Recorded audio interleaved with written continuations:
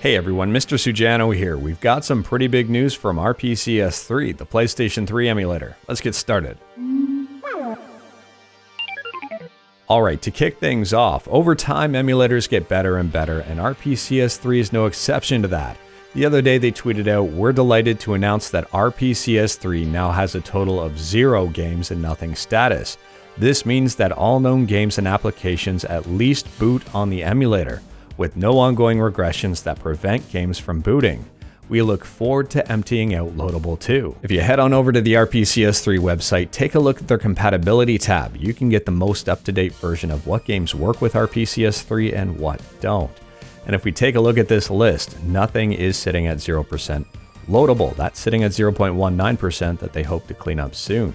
Loadable means games that display a black screen with a frame rate on the Windows title.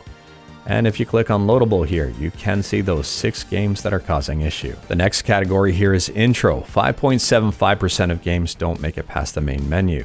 Then we get into the InGame category. 30.53% of games either can't finish, have serious glitches, or have insufficient performance.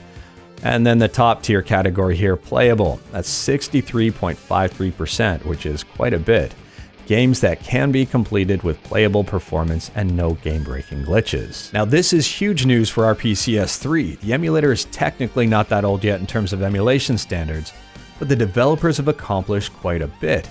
This is amazing for PS3 emulation in general. If you want to emulate PS3 games, well, I'd first recommend checking out the compatibility list, and then I'd maybe consult a video that may or may not be helpful for you, and I'll drop a link to this in the description below. Emulation keeps getting better and better, and I am all for it. But anyways, that is all I've got for this video. Let me know your thoughts about this update in the comments below. Let me know your thoughts about RPCS3 in the comments below, and let me know what games you like to emulate for the PS3 in the comments below.